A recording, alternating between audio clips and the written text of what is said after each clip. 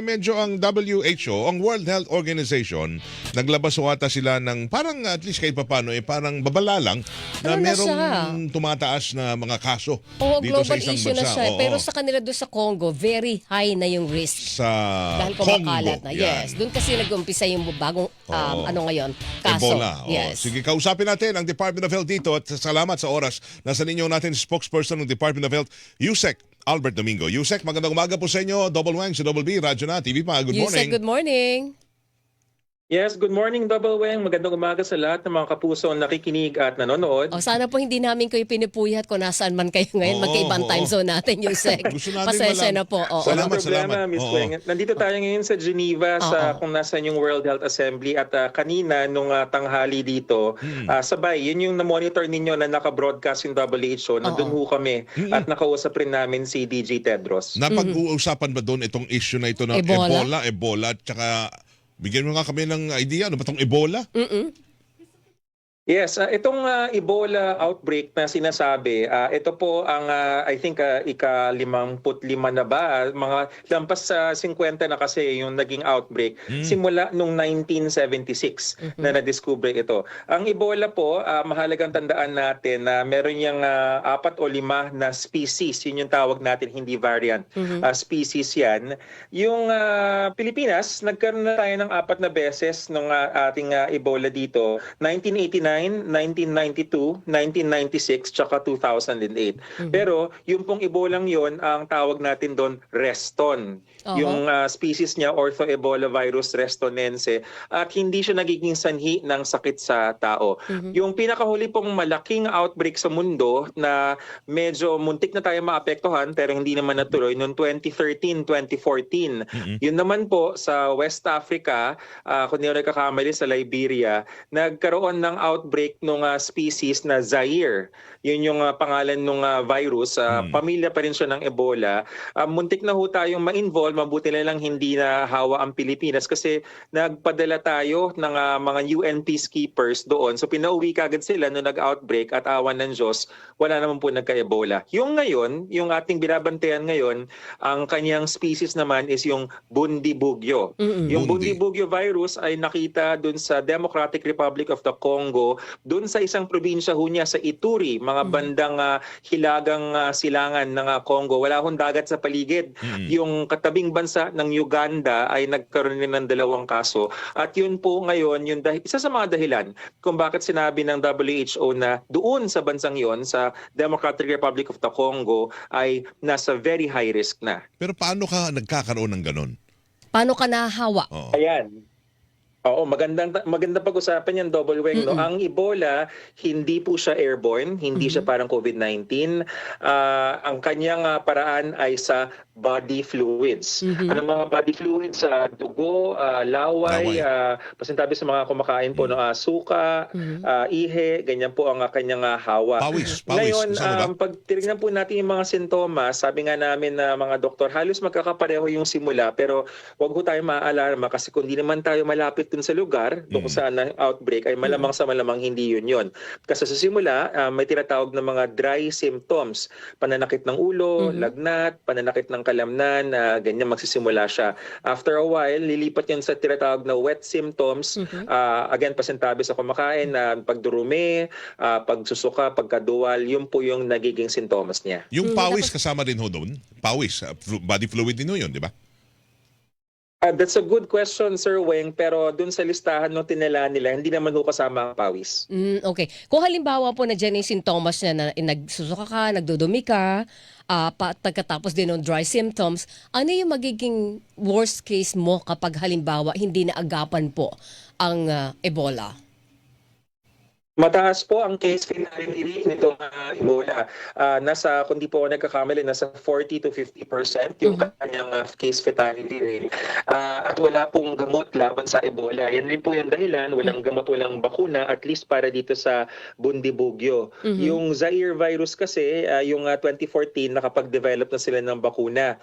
Pero itong bago, and hindi siya bago itong bagong outbreak na Bundibugyo ay wala pang bakuna, wala pong gamot. Pero muli pag sinasabi po namin yan, pinapaalala natin, Miss Weng, Sir Weng, no, marami naman mga ibang sakit na walang gamot, walang bakuna, pero hindi nakakaalarma. Ito kasi nakakaalarma doon sa Democratic Republic of the Congo kasi hindi naaagapan yung hawa. Mabilis makahawa ito, Yusek.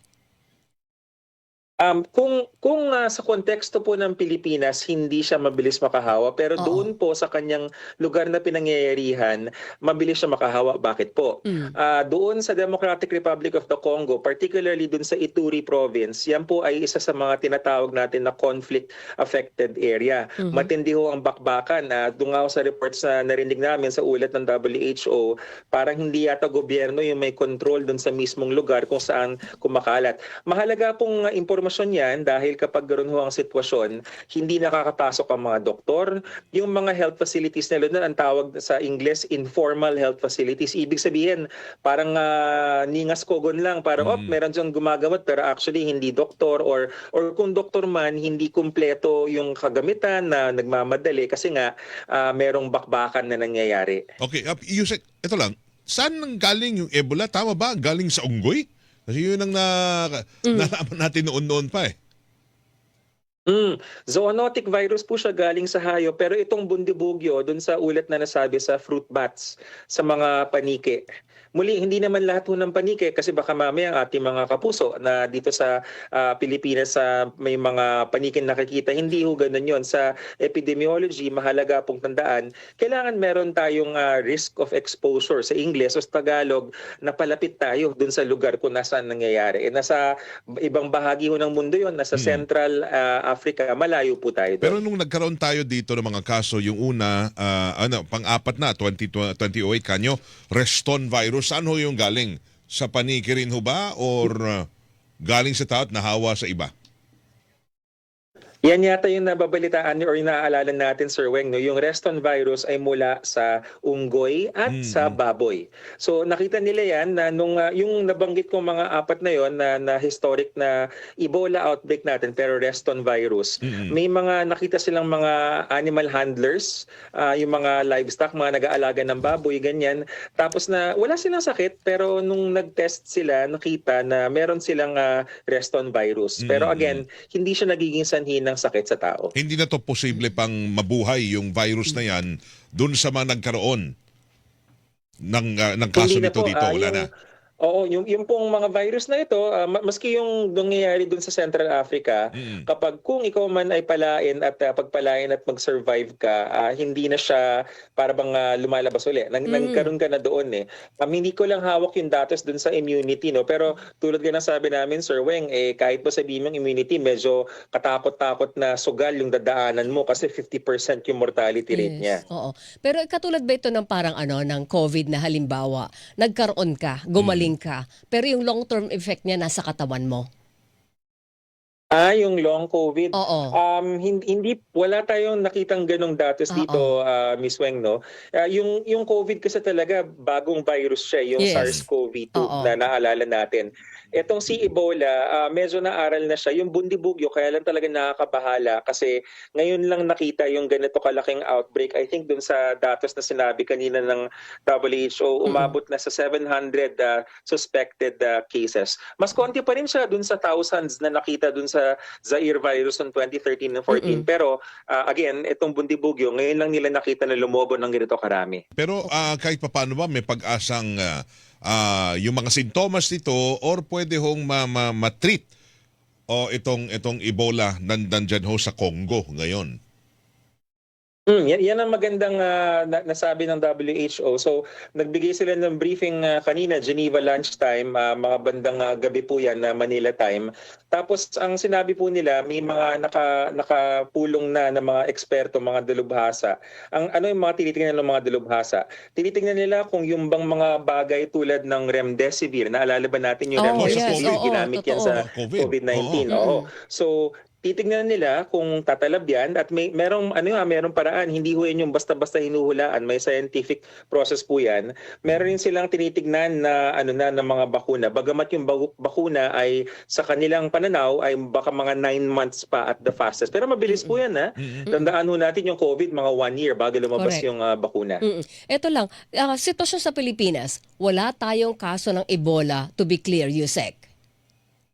Opo, to be very clear, wala po tayong kaso ng Ebola sa Pilipinas. Okay. Kailangan ba tayo maglagay ng... Wala tayong padahilan para Oo. magpanik sa ngayon. Wala po. Hindi ho talaga.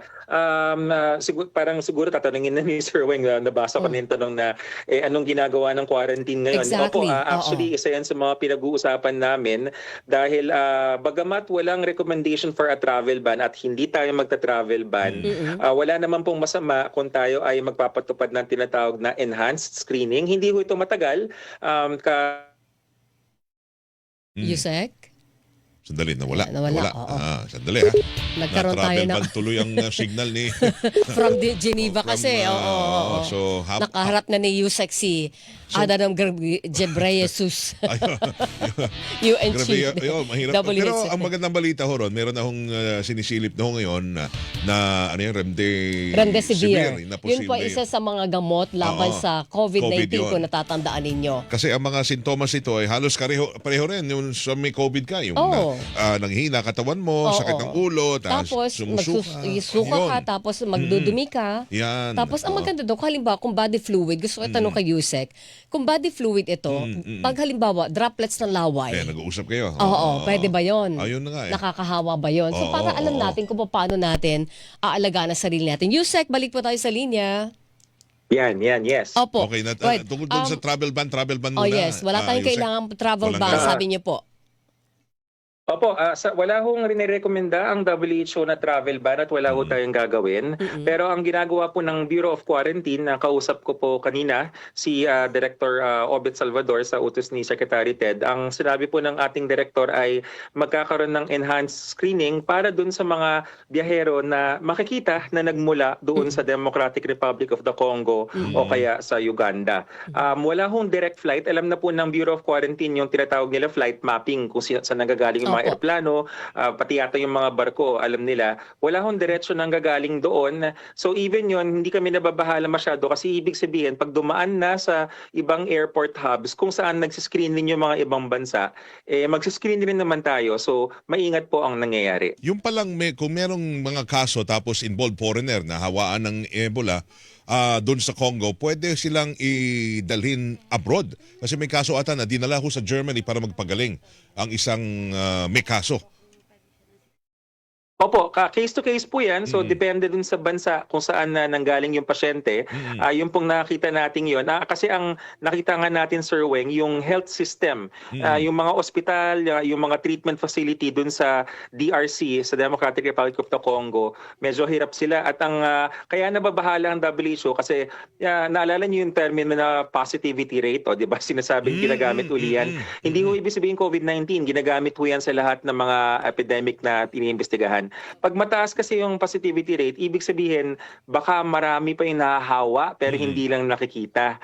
Kaya kung yung mga bansang malalaki tulad ng Germany, I think USA rin yata meron ang ginawa nila is yung kanilang mga citizens, kinukuha na nila para magpagaling sa kanilang mga bansa. Okay, isa na lang ang hirit ko. Kanina sabi niyo body fluid kasama yung laway, di ba?